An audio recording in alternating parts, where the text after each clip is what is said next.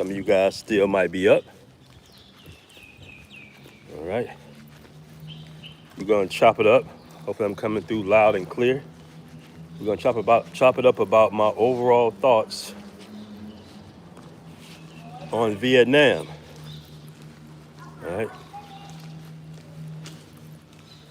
Let's see who's all in here. Now, yesterday we had a stream, and I guess I can confirm that it got hit by the bots. They're very new to me, but it was like 62,000 or something. I looked it up on Chat GPT. It was definitely bots. What up, yo? Okay, so I can't, let me see, he might be here though. So I came here for the beef. Oh, there he go, right there. Yeah, me and you, buddy. See that dog over there? He being calm today, but me and him got beef. He be barking at your boy. Yeah, you, buddy. Every time I come out here, we do our little 1-2. He started barking and running me down. I started swinging my bag at him. I guess today he calm. I thought I was gonna get it on camera. I actually do have it recorded, but I thought he was gonna come on the live. Little punk ass soy dogs. I always recommend if you're gonna be walking in Pattaya, maybe have like a little stick or a little bag which you swing at them. I mean, I've heard on rare occasions they bite people. I mean, it's kind of rare, but I think one of my friends got bit.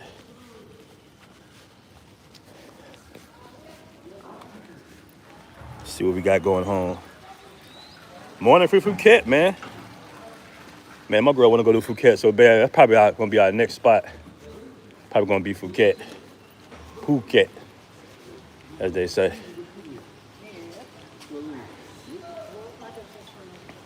So yeah, man, I just want to talk about, Vietnam. My experiences, what I kind of saw out there. The history that I learned. I was there for about close to a week. And I will say this, man, the Vietnamese people, and I'm gonna go a little bit more in detail as more people come in the room, but the Vietnamese are very nice people, bro. I mean, the hospitality, I know I'm in a tourist area, but as far as Da Nang, just the food was excellent, man. The food was so good. The people were very nice, friendly. Most of them spoke pretty decent English. I ran to a couple of college students, talked to them. They was very nice. It was cool, man. That's a worker camp right there. This used to be the cut through the other alleyways. They put this up in like one day, bro. Straight up. It's a little shop. Oh, she got her little daughter right there today. It's a little little shop. We bought a few plants from a lady. It was funny because there's an old guy in there, right? And I walked in there one day. I forgot what I was looking for, but I walked in there one day and the old guy was like, "Why you so big?" I was like, "Man, I don't know." He's like, "Big everything. Big shoulders." I was like, "Yeah, man." But that was a cool little old guy. He probably about like 90-something years old. Let's see what we got going on in the chat. So y'all love Vietnam? Okay, see, this is the thing about Vietnam. I'm gonna talk about, like I said, more people come in the room. Now keep in mind, I didn't go to Ho Chi Minh. I went to Da Nang. But Vietnam, man, just from what I experienced, right, like how nice the people were. But when you go into like a shop and you just, looking around, first of all, it's Vietnam flags everywhere. So the nationalism is pretty heavy. There's Vietnam flags everywhere. You guys know the history, the Vietnam War and everything like that. North Vietnam, South Vietnam. They were trying to stay together, basically. And when you go in these stores and stuff, man, I wish I had the chocolate on me. I actually ate it. But everywhere is like memory of the war, basically. So even if you go buy some chocolate bars, you will see on the cover of the chocolate bars, women with AKs, grenade launchers. Like they didn't forget. They did not forget. And the vibe I felt was like, okay, this is cool. The infrastructure is okay. You know, it seems like it's a still developing country. It reminds me a little bit of Cambodia a little bit. Like you see it, they're doing a lot of construction. So you see it coming, right? You see all the expats there. A lot of the expats are from Thailand. They pretty much done with all the visa issues. It's unlimited border runs in Vietnam. But to me, just the vibe I felt, it was like I can see somebody on a motorbike with an AK. You know what I'm saying? In Vietnam at some, that's the vibe I got. Like it can still pop off. Like they serious about their nationalism over there. Let's see. Man, it was monsoon season in Da Nang, so the weather was pretty bad.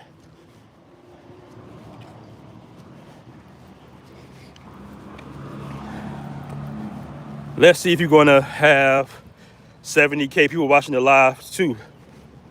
Yeah, those were bots. I checked. Those were bots.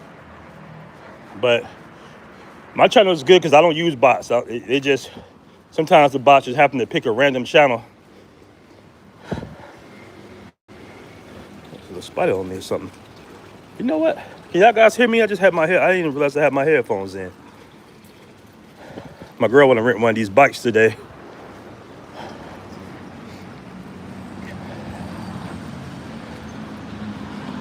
I like these PCXs. But actually, this is like my favorite bike right here, 155. If you're a tall guy, like this one might be a little too small. This is a 150. I don't think she even here. All right.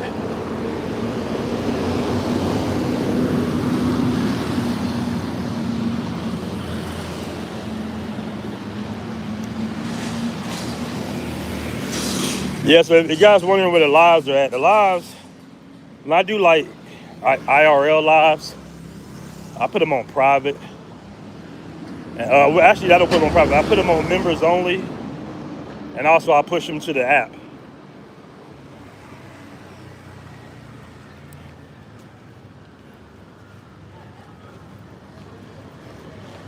Early morning, a lot of light traffic. Everybody pretty much hungover. People ain't gonna come outside till about 2 p.m. Everybody, there's a lot of partying last night, man. A lot of partying. It's definitely high season. They claim that it's not like not a lot of people, as it usually is, but it was packed from what I saw.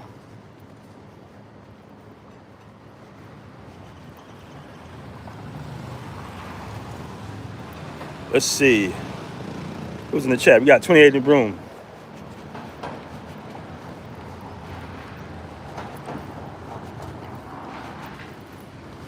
A little peaceful morning time.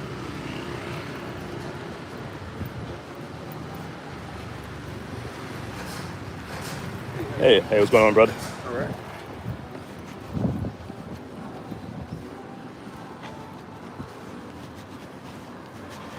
Interesting enough, though, I did see quite a few brothers out there in Vietnam. I saw some. A lot of them didn't say nothing.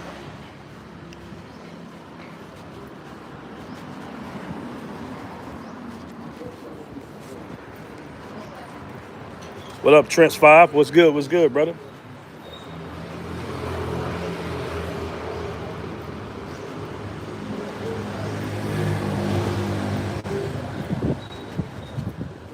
You know what, though? This is the crazy part about it. I'm going to do a show tomorrow, and I'm going to go ahead and confirm that Passport Bros won the war, bro. Ain't nobody messing with the Passport Bros right now. Dating coaches are, non-existent anymore. We crushed that whole market. Guys on podcasts for 8, 10 hours a day talking about the ills of Western women and shit. And I said this before.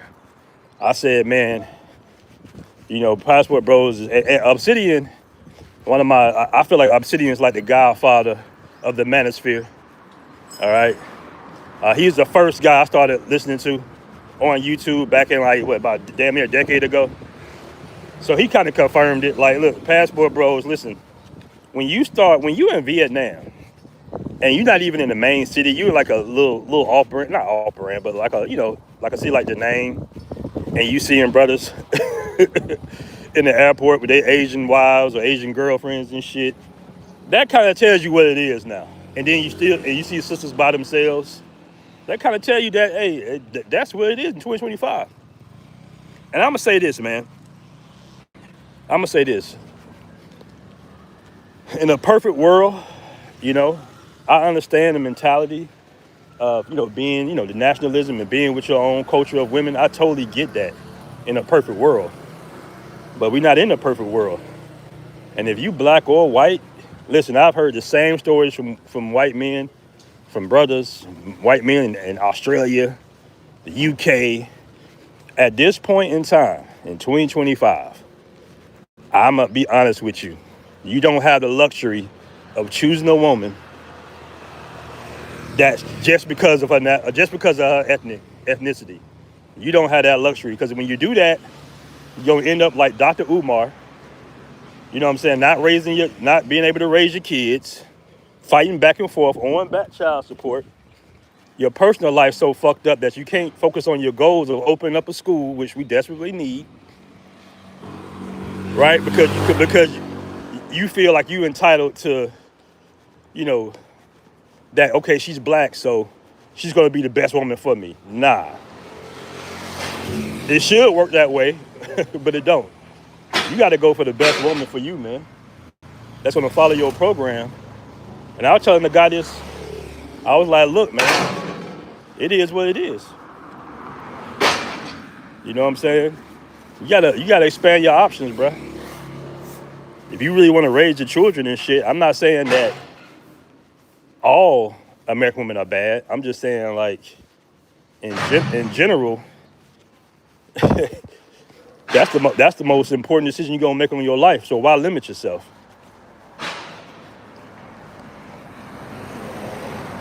Why limit yourself, man? I be seeing what guys be going through. I've been through it myself, so I understand. You talking to a former, pro-black. All I did was get played in the shade. Go with the women with resources. Oh, I don't know about that either.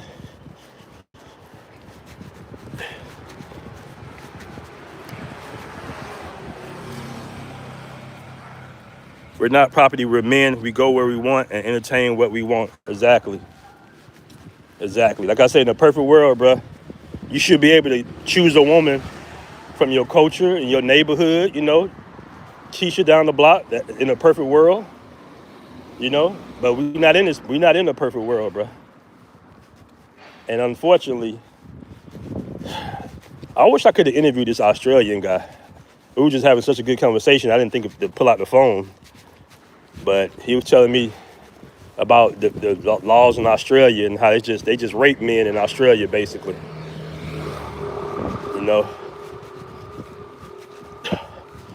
So the Western countries got to change the laws, man. That's what it's really about.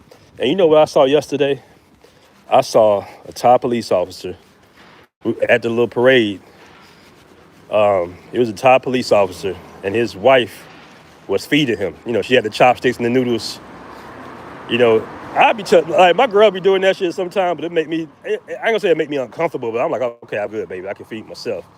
But she was out there, I'm assuming this is his wife, and she was feeding them, and I was just like, yeah, yeah, Let's see what you're talking about. I have resources, so I expect my woman with resources and compatibility.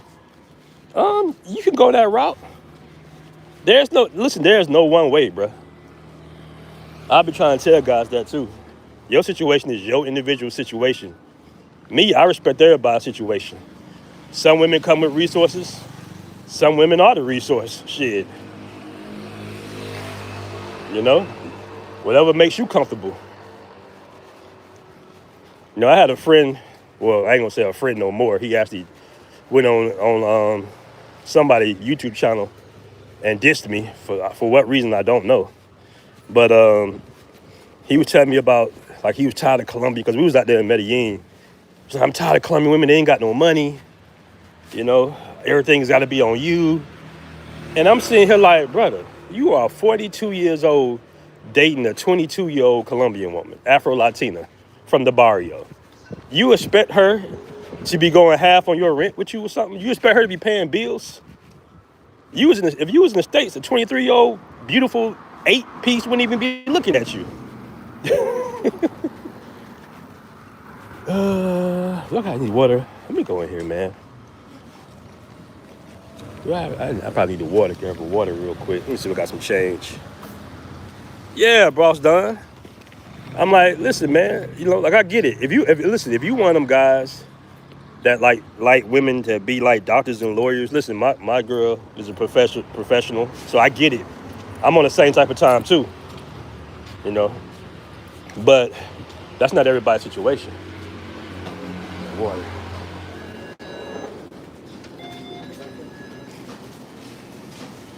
I enjoy paying in Colombia. They make it easy.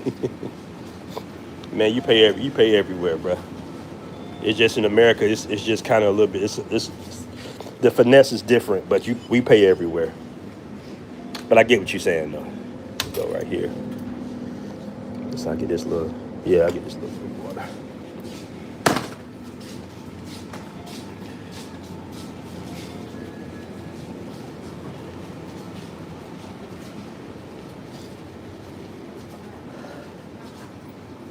Should be buying some protein. See what y'all saying.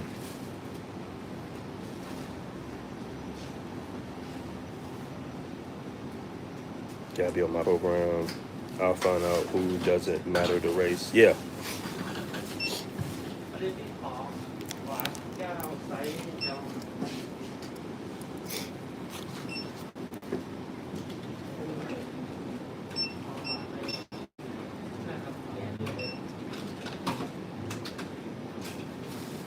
Hold on.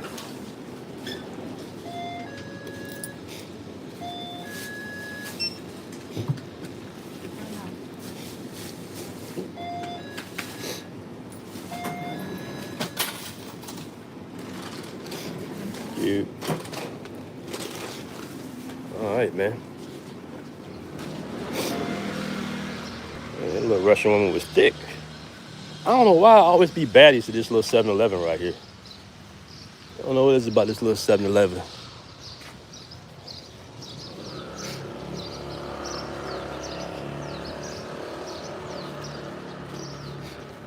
All right.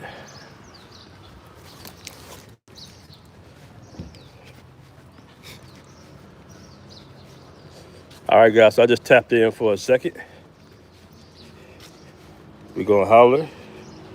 BMT, what's the country you have been but you haven't? You've never been but want to go? I think we're going to Malaysia next. I think we're going to Malaysia, or we're supposed to be going to a volcano. I think the volcano is in Indonesia.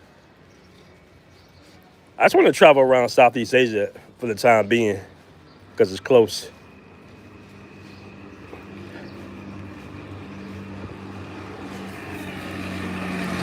No, I'm actually back in Thailand. I was in Vietnam all last week.